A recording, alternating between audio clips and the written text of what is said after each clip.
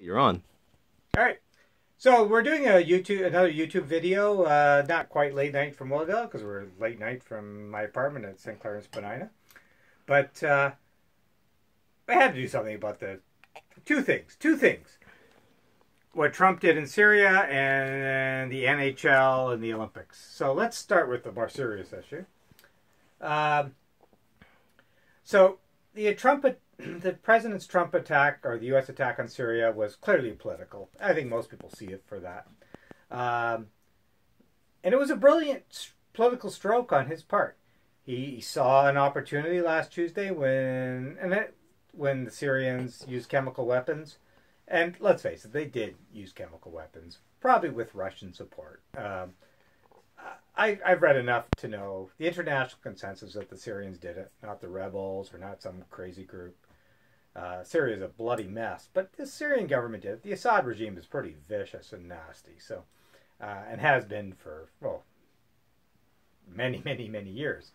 And but anyway, so Trump saw an opportunity on Tuesday when this happened, and he decided to attack on Thursday night or Friday morning, depending what time zone you were in. And it was clearly political. I think most people see it as that. Let's face it.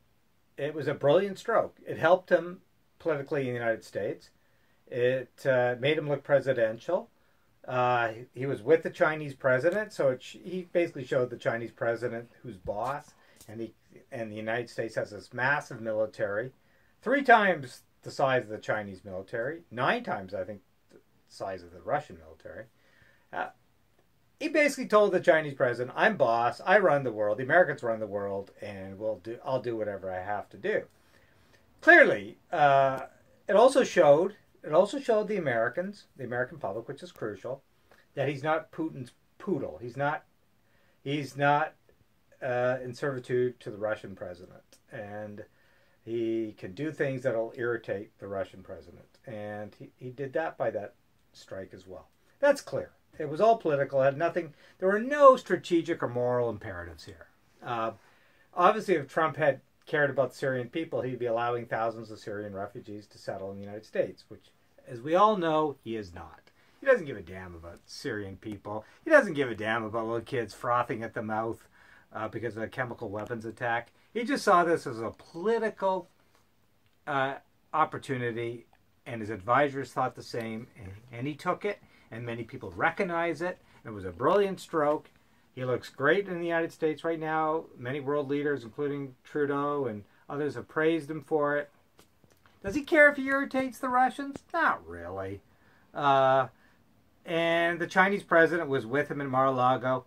And the Chinese president really couldn't say much on this, and hasn't. The Chinese think this is stupid. And in many ways it is. But it worked for Trump politically, and that's as far as it goes.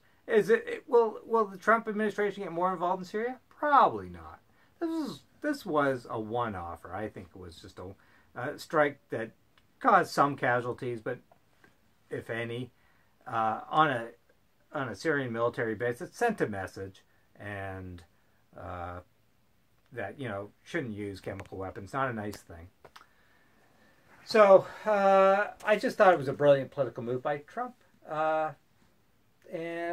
But yeah, that's what it was. It's just a political move. There's no strategic objectives here. Certainly no moral objectives, because Donald Trump doesn't give a damn about Syria, about Syrian kids. Like, that's just a laugh.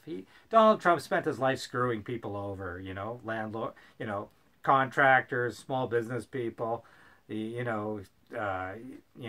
evicted people because of the back when he first started in his business life.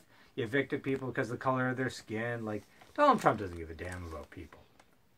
But it was a brilliant political move on his part, and he's gotten the credit for it. And his chaotic, nutty presidency seems a bit less chaotic because he made a decisive decision. And that's as far as it goes, okay? And anyone who reads anything more into it is crazy. Now, on Syria. This is important, because a lot of people on the left, oh my God, they think Putin is great, and Assad is great, and How dare they attack the Putin-Assad regime, because it is one regime. And that's so silly. You know, the problem, I think, with a lot of people on the left is they're ideologues. They think anything that's anti-American is good. Anything that's against the U.S. is good. Vladimir Putin is a thug and a murderer, and that's what he does. He kills opposition figures. The brutal campaign he's waged in Syria is stunning, and he's pretty much gotten away with it. And I'm sorry, this sort of crap with the left. Oh, the Russians are good, the Americans are bad, and Assad is good. And I'm sorry, Assad is a butcher and a murderer. So is Putin, and the Russians are now embarrassed because the Americans showed their military might. And let's face it, right? The United States can do whatever it wants. It roams the world with, this massive military machine. 10 carrier groups patrol the planet. They outspend the Russians 9 times. They outspend the Chinese 3 times. Doesn't make what Trump did the other day good. No, it's not going to help the Syrian situation. This is a disgusting morass. It's a civil war that will go on for years. There's no end in sight. There's no easy political solution in sight. And whether it's Trump or Obama, previous, it doesn't matter. This is a mess. This is Humpty Dumpty. It's just, what do we say? Humpty Dumpty? Humpty Dumpty sat on a wall. Humpty Dumpty had a great fall. And all the king's horses and all the king's men could not put Humpty Dumpty together again. Humpty Dumpty cannot be put together again. Exactly. Humpty Dumpty cannot be put together again, and neither can Syria. Syria is a finished country. It's not going to be the contiguous state. Syria will be dismembered. Whenever it ends up in 10 years, 15 years, it'll be a dismembered country. The whole region is changing. Now, I'm not going to go on and on about... We all know. Okay. Trump made a brilliant political stroke. He's gotten credit for it. It's temporal.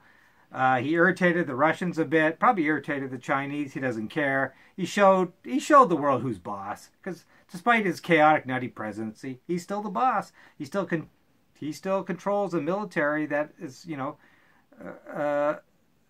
worth, $500 billion. $500 billion. The Americans spent $500 billion on the military. It's amazing.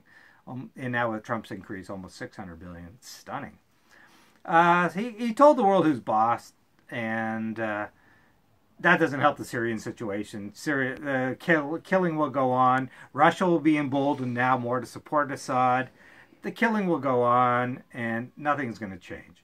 And I don't think Trump really gives a damn. He just did something political. It worked for him, particularly when the Chinese president was with him at Mar-a-Lago.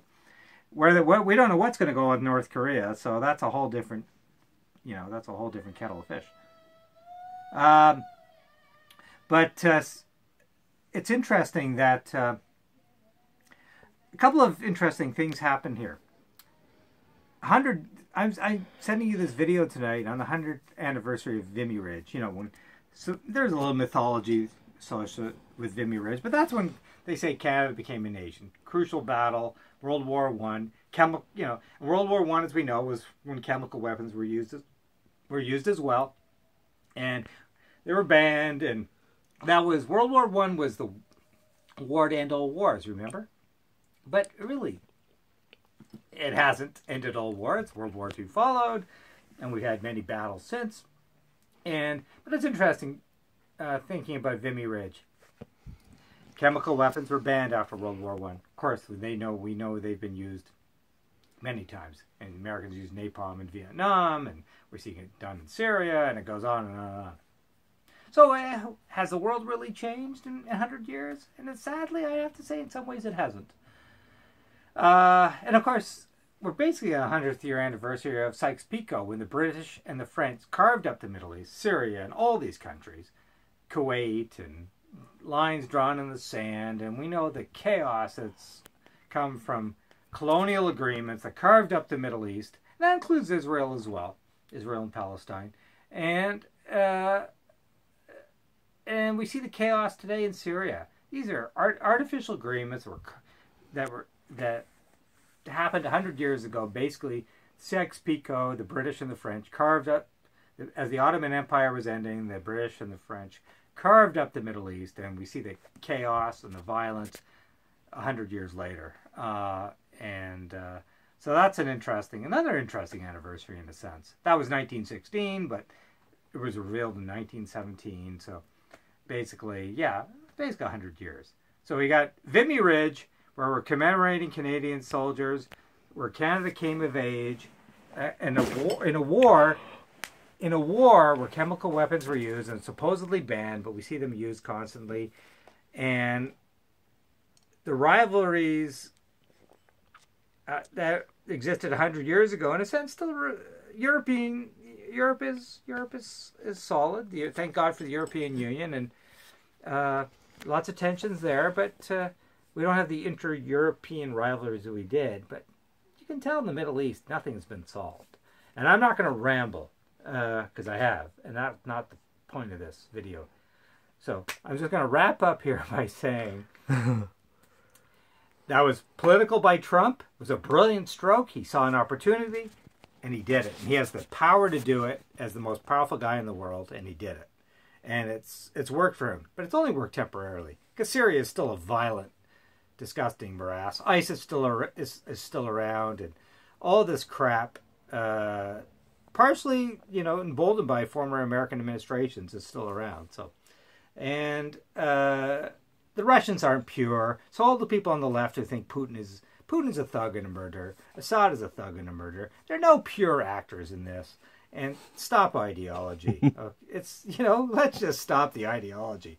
Syria is a classic example where ideology doesn't matter. People are butchering and killing each other. And the big powers are involved. China's not involved in Syria, but the United States and Russia are involved. And I agree with Obama, by the way. Russia is a regional power. It's not a major power anymore. China, there are only two big powers in the world: China and the United States. And that's it. Russia is a regional power. It's a country run by the mob, and it still has a powerful military and has nuclear weapons, but it's not a serious player. And I think Trump proved that with his strike, that it shows that Trump could do whatever.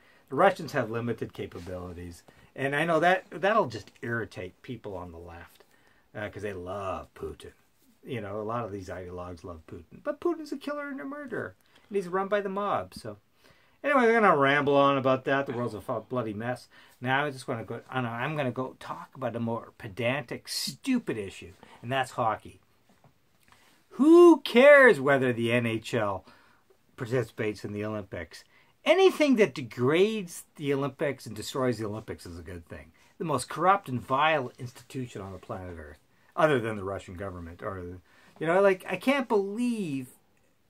Well, of course, they intertwine because the Russian mob basically created the Sochi Olympics. They spent $50 billion on that fiasco. But the fact that the Toronto Star had an editorial the other day that just irked me totally, saying, Canada, how dare, you're insulting Canadians. The NHL's insulting Canadians by not allowing the NHL in the Olympics. And I thought, Canada's so identified with hockey, right? Tim Hortons mythology, kids growing up with hockey and going to Tim Hortons, and parents, and that's some crap. If you grew up with hockey like I did, parents are nasty and vicious. They encourage their kids to be brutes and brutal. And I remember at a hockey, not just in Toronto, I remember being in Selkirk, Manitoba a number of years ago. I've never seen such brutality. Parents encouraging their kids to be brutal. Like, hockey's a brutal sport. Parents who get involved in hockey culture tend to be nasty, and they're obviously compensating for something they don't have. And I don't want to be identified with hockey as a Canadian. Hockey embarrasses me. It can be played properly, but in the way Canada encourages hockey, it's about fighting, thuggery, stupidity, and I don't want to be identified with that. I'm as a Canadian, I don't want to be identified with hockey. I'd rather be identified with immigration. Not that we're pure in all this either. But I'd rather be identified with other things: multiculturalism, multi-ethnicism, immigration, decent things that Canada does in the world. Not hockey. So I don't care if the NHL participates in the Olympics. I think the Olympics should be destroyed. It's a disgusting institution. The New York Times did a fascinating story on Rio and the aftermath of Rio, the crumbling stadiums, all the crap, you know. And of course, we knew this, right? We knew this. The Olympics are a parasite that latches on to these host nations. It should be destroyed. The NHL is what it is. It's a profit-oriented operation, and that's fine. If people want to spend $100 to go to a Leafs game, that's their problem. But yeah, let's stop it with the Olympics and how pure they are, and just crap. And I don't want a Canadian to be identified with hockey, and I could care less whether the NHL is involved in the Olympics. And yeah, the world's a nasty place, and I could string it all together for Trump, the Olympics, Syria. It's a nasty place, but I won't, and I will end this video now. And yeah, that's it. Okay, perfect.